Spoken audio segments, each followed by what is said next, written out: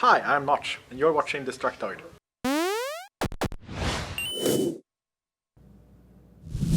This episode of Destructoid is brought to you by Gamefly. Coming up on Destructoid, Call of Duty Ghosts will take you to space! Space Ghosts! Ubisoft is showing off some beautiful new digital games, and have you ever wanted to play Vita games on your TV? Well, great news. All that and more right now on Destructoid.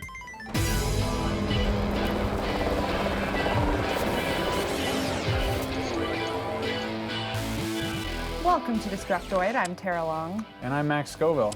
And it is our final news episode. Yep. I'm gonna cry, don't make me cry. This isn't our final episode though, bear in mind. We're gonna be back here on Friday. We're gonna have a big send-off. It's gonna be a lot of fun, but it's weird. This is the last time we're gonna be talking about the news. I know, I hope we do you guys justice. Yeah. I hope we talk about the things that you want to hear about. Yeah. I hope this is the best news, because that's it after this. There's no more news. That's it. No more game news at all. But we actually do have some good news, so let's do it.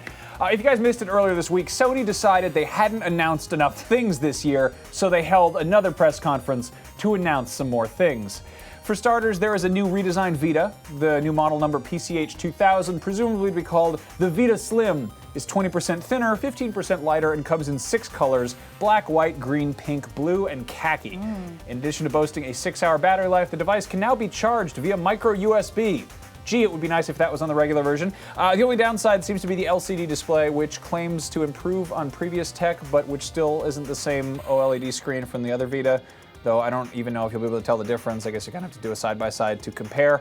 There's also 1 gigabyte of onboard memory, 1 single gigabyte, which is enough for a couple of games, I guess, but which really isn't what I'd consider a selling point. I mean, you think they could have sprung for maybe 4 built in, or 2, or anything? Yeah. Currently, the Slim Vita is only slated for a release in Japan, where it's going to be hitting the streets on October 10th and will cost about 19,000 yen, which sounds very expensive, but which is approximately $189 American. And I would be very, very surprised if we didn't see these lovely little devices make their way stateside, if not by the holiday season, then sometime soon afterwards. I personally love my Vita, and I'm sure I will love it even more as the game library keeps growing, and I just implore everybody, go out and buy Vitas, because they're so much fun, and there's all this stuff you're going to get with them. You get the cross-buy with PSN titles, you get free PlayStation Plus games, and then you can apparently play your PlayStation 4 using it, so go crazy. And you get color. I get a usually pink one. hate the types of pink that they make video game consoles in, because it's like hot pink. Yeah. I like this kind of pink, and even though that's not quite this kind of pink, Well, that's it's like still that's a better pink. That's like a hot pink. I would say that the problem is quite frequently. This is more like a coral fluorescent. I'm into that though. I mean, I would say that Nintendo could learn a thing or two from these colors, because they're actually, like, if you walked into a department store, that is a lot of colors that are currently in fashion. There are things that people are like wearing. Exactly. I Whereas also like the blue one. Nintendo apparently walks into a Walgreens and goes to the back to the school section, and then they're like, oh, the Trapper Keepers. That's what children want these days. Not into Nintendo's colors. So, while the Slim Vita will probably come stateside, Sony announced another device that I'm a little bit less sure about, the PS Vita TV, which, as the name suggests, is a device that allows Vita games to be played on a television, in addition to running a variety of apps and stuff like Hulu and Netflix and so forth. The Vita TV comes with a DualShock 3 controller. So obviously Vita games that require heavy use of the touchscreen will not work, and they won't be compatible. And given the price point and the size of the device, look at that thing, it's teeny. It is such a tiny thing. That's so little. It's smaller than the Vita. It's like the size of my wallet or something. Yeah, you could put money into it too, and games come out. But yeah, given the price point and the size of the device, I would imagine that there would probably be some technical limitations. But I think it's safe to assume that most of the cross-buy titles that we're seeing that are going between Vita and PS4 and PS3 will probably show up on this, assuming they're not like crazy graphical intensive stuff. And that of course includes the PSP and PS1 classics, which you can get on there. What's really cool is the Vita TV will allow for remote play from the PS4, which might seem kind of redundant, but for those fancy rich people who have more than one TV in the house, that's cool, because you don't have to move your console. You can just go into your guest room if your wife yells at you, and you can just sleep in your big pile of money and play your PlayStation 4 on your extra PlayStation TV remote thing. I feel like this has happened to you before. Yeah, not yet, but I want to get one of these things so it can. Of course, it still remains to see if this is going to come stateside or if it'll join the ranks of the PlayStation X, the video recorder, or the Pocket Station, which was basically the Dreamcast VMU PlayStation version, and stay in Japan, chained up in Sony's basement of shameful disappointment hardware that we all secretly wish had come over stateside. Yeah, really. Yeah. That looks cool, though. Right? I don't think anybody was expecting that announcement. Those were some cool announcements. That was like some neat, juicy stuff to look at. Yeah, exactly.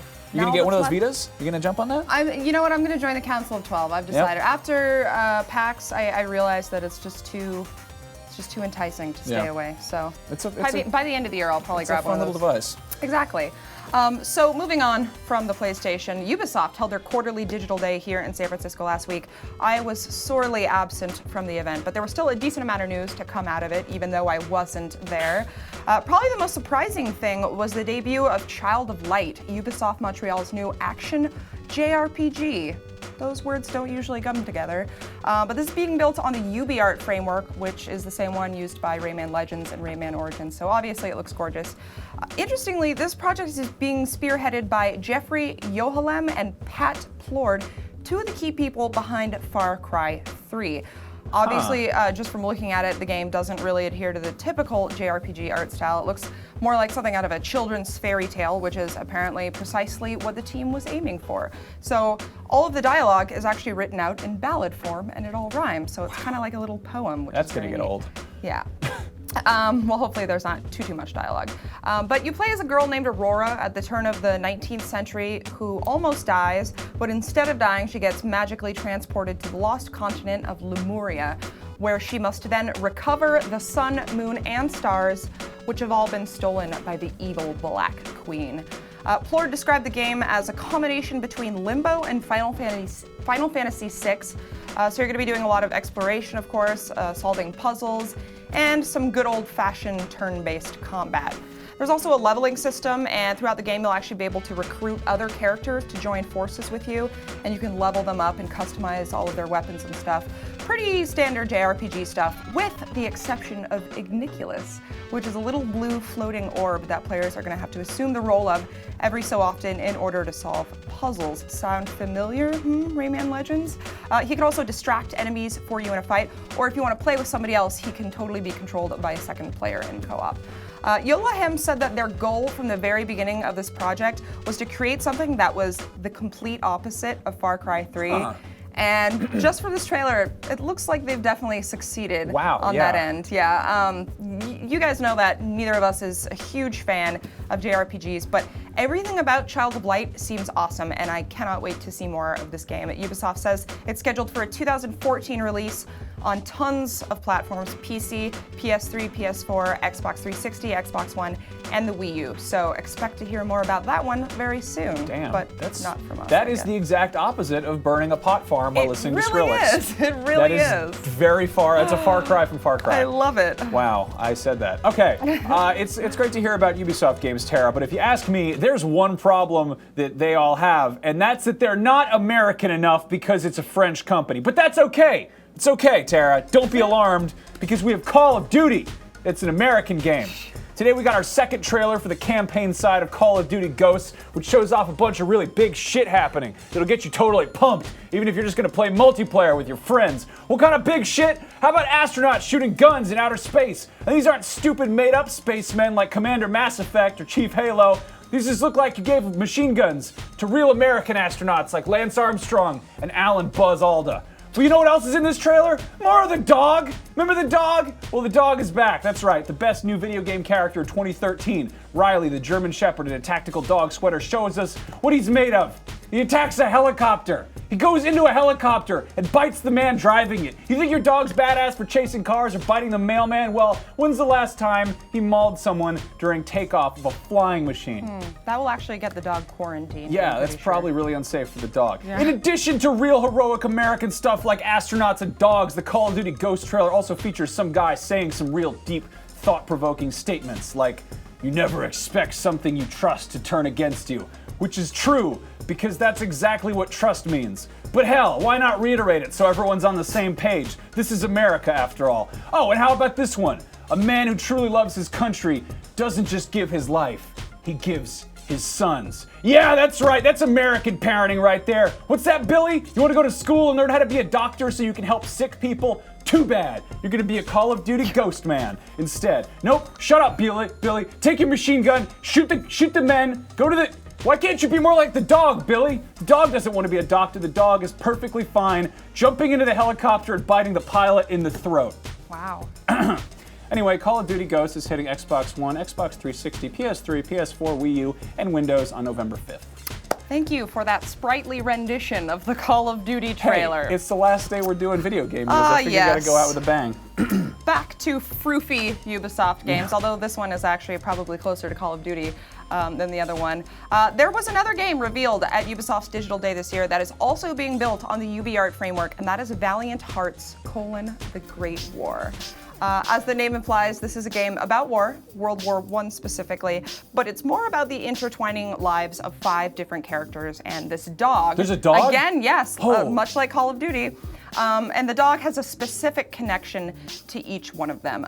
This is a puzzle adventure game, so apart from the emotional companionship, the dog actually serves a functional purpose when it comes to puzzles. He'll be able to get you into places that you can't fit, and he'll be able to help you out in certain areas. You can even pet him or play fetch with him using the touchpad on the PS4 controller, which is some next-gen shit if I've ever seen it. Wow, move over, Call of Duty. Seriously. Interestingly, all of the battles and events and characters in this game are actually inspired by real people who served during the war. So there's a very historical aspect to it, but also a very emotional one. And that sort of gets unfolded over the course of the narrative. According to the game's audio director, Johan Finis, they began the project last year in preparation for the World War I centennial, which is going to be happening in 2014. So the game is basically a tribute to that, and it's their way of really making people think about the emotional and the physical tolls of war. Despite the rather heavy theme, it's pretty depressing, I must admit. Finis says that the game will have its fair share of lighthearted and comical moments. Part of that comes from the comic book art style, which was designed to offset a lot of the darker story elements. But it's also a way to keep players immersed in the game, because now instead of showing cutscenes and having to stop the action and make the player watch them, the story is instead told through comic panels that appear on the side of the screen as you're playing the game. This is certainly a departure from the typical games you see about wars like Call of Duty that involve shooting a bunch of people and maybe petting a dog. I don't know if you can do that in Call of Duty. So color be interested. This is going to be out in 2014 for PC, PS3, PS4, Xbox 360, and Xbox One. Keep your eyes on this one, guys. It's going to be interesting. Do you know if there's competitive multiplayer? I don't believe they mentioned anything about multiplayer. I love that this is like, well, Ubisoft's like, we also made a game about war and a dog. Wow, level change. Hey guys, guess what?